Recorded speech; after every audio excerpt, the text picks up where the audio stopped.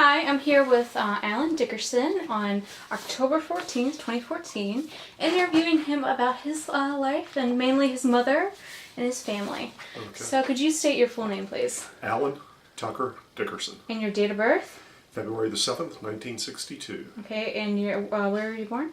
Richmond, Virginia. In your hometown? Richmond, Virginia. Okay. Alright, so could you just tell me about your mother? My mother grew up in northwest Minnesota. Okay.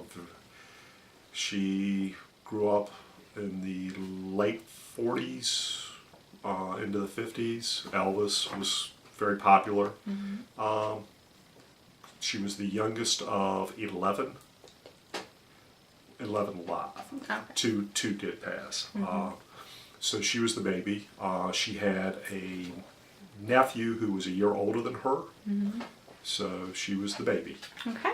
And then how would you characterize her personality? Outgoing. I mean, yeah. My mom was, she had a good time. Right. And how would you characterize her mothering? Her mothering? Yes. Firm. Not bad. She wouldn't, if there was any discipline to take care of, she would take care of it. She would not wait for, the old cliche, wait till your dad gets home. She'd handle it right then. But her now, it was a strange dynamic because my sister is 8 years older. Mm-hmm. So she was basically almost out of the house. So it was just my mom and I, and we got along well. All right. And then, so tell me a little bit about your father. My father was born and raised in Southwest Virginia. He was the fourth of 5 children. He had a younger brother who was 18 months younger, and the way I understand, they were quite mischief. My father loved practical jokes. He loved jokes. And he had a smile, had a laugh. So yes. Can you remember any particular practical joke he played on you, or have you ever heard of? That he played on me. Well, no. I do remember one story that I heard about him was my grandmother was at a church function by the river, and my dad, who was 8 to 12 in that area, him and a couple buddies grabbed a old boat and sailed down the river, yelling at my grandmother, hi to her, as the church was going on. And when he got out, my grandmother grabbed him and disciplined him. So he enjoyed life, yes. Okay, and how would you characterize him as a father? He was the type that would let you make your decision. And he would see that your decision was going to be wrong, but he'd let you go ahead and do it. And to say, I knew that was going to happen that way. I remember hearing a lot when I was growing up, children should be seen, not heard. It'll feel better when it quits hurting. And now and then, I'll give you something to cry about. Not that often. I mean, he was not a physical, nothing like that. But there was. I knew he was the head of the household. Right, and what do you think was the best part of your parents' marriage? The laughter. My sister and I were, just the two of us, and we'd have card games. It was games. My folks would entertain with a group of friends, and it was just there was a lot of laughter. Okay, and what kind of things did you like to do with your family? Card games. Enjoyed those. Mm-hmm. My dad was big, liked dominoes. I enjoyed that. He taught me a game called Setback, which is a Southwest Virginia card game. Enjoyed that. Poker, we've always played that. So those things. Now, did your family ever let you win, or did they show you who was going to be the best at these games? You played the game to win. My dad would not let me win, but whenever I could beat him, I knew I beat him at my best, and that's that was the trait. Now I mean it was he didn't want to he wouldn't hold it over me taught me or anything, but he would it took a while to beat him. And then when you did finally beat him, was he resentful, or did No. he feel pride that you finally were able to? It was just a good game. Okay. Yeah. So what kind of values did your parents raise you with? Hard work, Your word means quite a bit. You look someone in the eye. If you're going to do if you're going to get paid for a day's salary, you give a day's work. They were both born and raised right near the Depression. My dad has vivid memories, or my dad had vivid memories of how the Depression was. And so work was very important. You gave the benefit of the doubt to the company. It was his philosophy. All right. And then in terms of your education, did they encourage it, or did they kind of have a hands-off approach of your schooling? Encouraged it.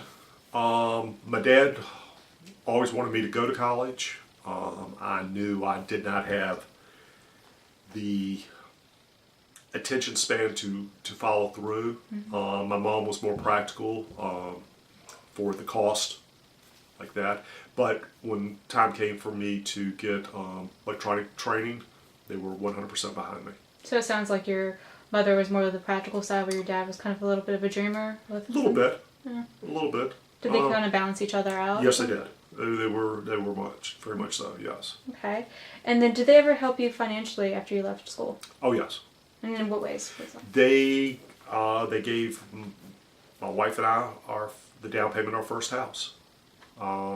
He bought me my first car, only $400, and it was worth every penny. But no, they did. They were there. My dad had a great saying: "Lend you $1,000 to a paycheck." I mean, he was there always.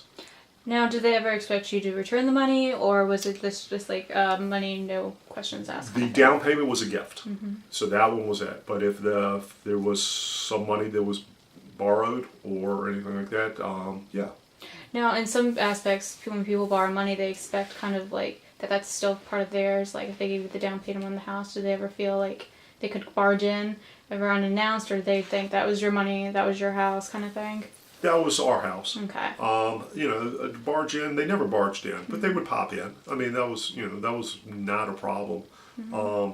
But we lived in not a little ways away.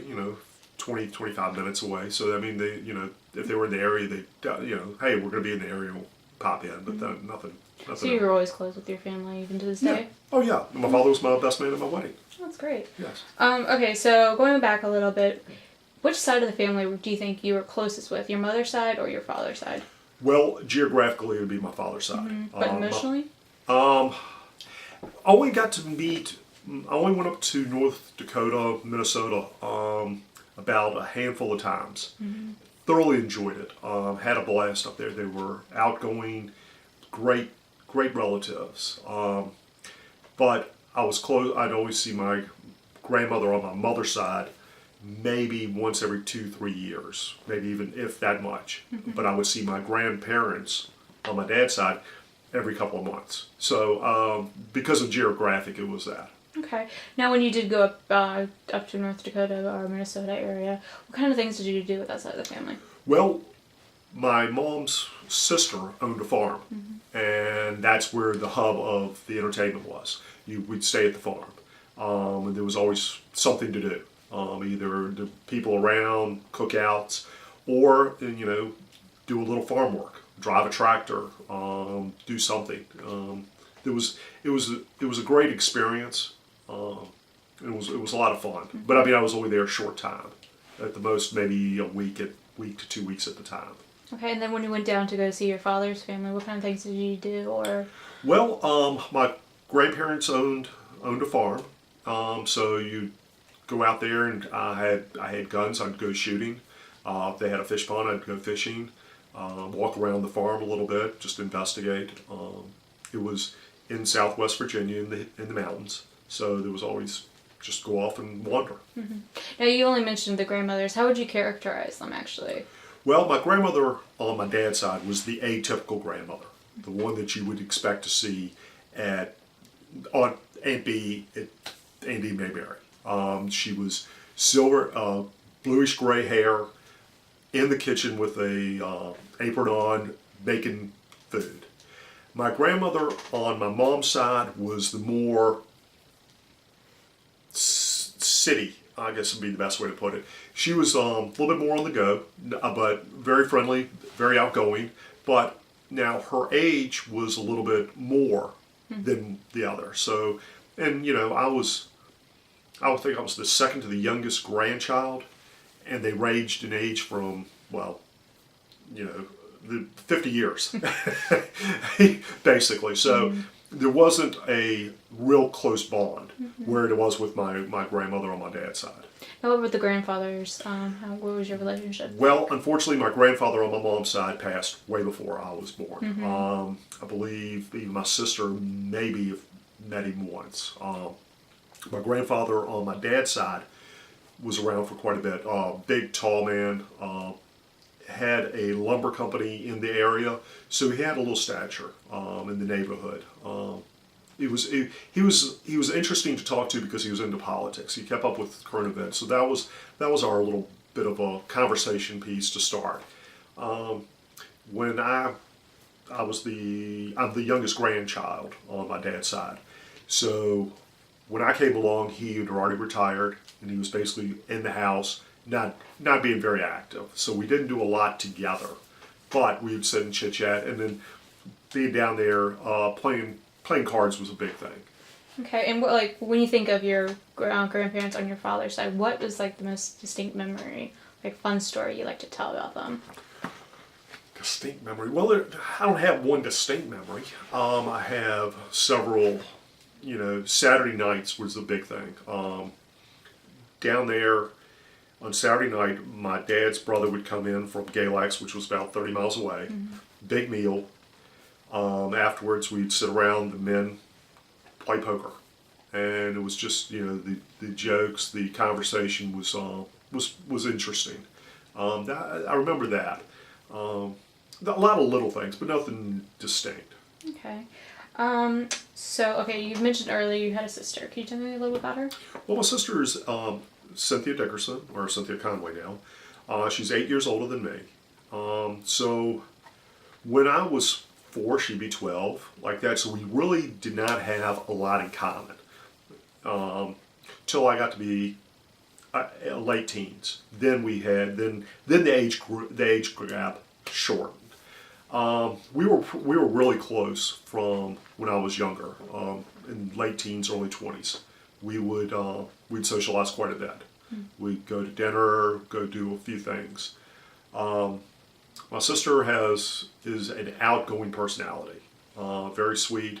She enjoys jokes. She's very sweet. Yes. Okay, and then you go on many family vacations. You've told me before. What were they like exactly? Well, it started when I was around 10. Around there, we went to Myrtle Beach with a group of about 3 to 4 families, and it was a tradition. The first Saturday of August, we'd all head down. We'd stay at the same hotel, basically the same room, do basically the same thing. Then after a few years, teens, we stopped doing it, but then we came back to it whenever I had my family. Basically stayed at the same hotel. That was a lot of fun because everybody had their own room, but if you wanted to be together, you would. You go to the beach, hang out. Shuffleboard was one of the biggest things we played. It was right there at the hotel. It was a way to entertain ourselves and to have a little competition. Well, it sounds like friends and family are a big part of your life. Can you tell me about your family friends growing up? Well, my oldest and dearest friend is Tom Wright. I've known him since I was 4 years old. We're still close. We don't get together as much because of family situations. Friendships that I make and that will last for years. Another good friend of mine, Greg Witzke. I've known him for over 25 years. We get together, play golf. I have a lot of acquaintances, and unfortunately I compartmentalize. This group I do this with, that friend is that, this friend is this. So when I can, now and then they'll overtwine, and it's interesting to see the dynamic. And I feel when that happens, I can't spend enough time with the ones I really want to. Case in point, Tom. Whenever we have group over, I feel like he gets left out because I'm talking to other people because I know him so well. But he's just a great guy. Okay. So as you got as you now have kids and everything, how has your parents helped you out with your kids and everything? Well, we've been very fortunate. My mother-in-law and my parents both enjoy being around my kids. So when they were younger, they would offer, and anytime they could, they'd babysit. So they'd give my wife and I a chance to have a little time alone. But they would be there, and they were a great influence. What kind of like influences did they teach them? Anything in particular? Well, I think they gave them the values of a generation past, of hard work. This is what I went through, and they give them a history of where the family went, and I believe that's very vital in a family or situation. Now, and your parents in particular, what kind of activities did they like to do with the grandkids? Well, basically, they gave them anything they wanted. They spoiled them right, which made it tough on me. But no, they would. Card games was very vital in our family. Not vital. It was an enjoyment, I guess is the best way to put it. They would play that, and the kids enjoyed that, and they've learned from that, and we've expanded that with my wife and I. Now, it sounds like games are a really big part of your life, and what do you think you've learned from like games? Is there like a lesson? Well, it's sportsmanship. It's competitive, but when the game is over, you're finished, and you leave the game. Whatever happened on the game, you leave it alone. So there's never been an instance where you're playing a game with your father and you just couldn't talk to each other for a couple of days afterwards? No, never with my dad. So it's always been kind of like a lighthearted kind of competitive. A little jawing back and forth, but you enjoy, and if there's any monetary value, you win $1, you're proud of that dollar. It's just a pride thing, but you don't let it influence your personality or the relationship. So you never had really any high stakes in these games except for it was a good time. One time we did. Which, can you explain? We were on vacation. We were playing a little poker, and we were at Outer Banks. Hurricane came through, so we were playing poker all day. And we played a game where the pot doubles. And it was getting nervous. It was getting up there. My mother, who was very practical, was getting nervous. She was a little bouncy because the pot was up to $40-some, which doesn't seem like a lot, but whenever you're playing for nickel dime, it does get up pretty good. And my dad and I were looking at each other. We both were not giving up because we knew that was most of our money. But I mean, once it was over, it was done. Do you remember who won that, by chance? I believe he did. And do you remember what he did with that money, actually? Oh, if he did anything, he probably bought pizza. So even though he won it, he still shared it with everybody? Of course. Yeah, that's just, if you win a big pot, you buy the pizza. I mean, it's just, it's you're not out to, when you play with a game with a family, especially a poker game, you're not out to take their money. You enjoy the time. It's the camaraderie, it's the moment that they're. Okay. Well, if you could just say in one sentence, like what kind of values not only would you like to pass down to your children, but just to anybody that you learned from your parents, what would it be? Hard work will get you everywhere. When you look somebody in the eye and you say you're going to do something, you're going to be at some place at a time, that means a lot. That's it. Hard work and respect for other people and loyalty. I guess that's more than one sentence. Yeah, it's fine. Okay. Could charge you for the minute. Okay. Well, I would like to thank you for sitting down with me, and I have learned so much. So thank you. You're welcome.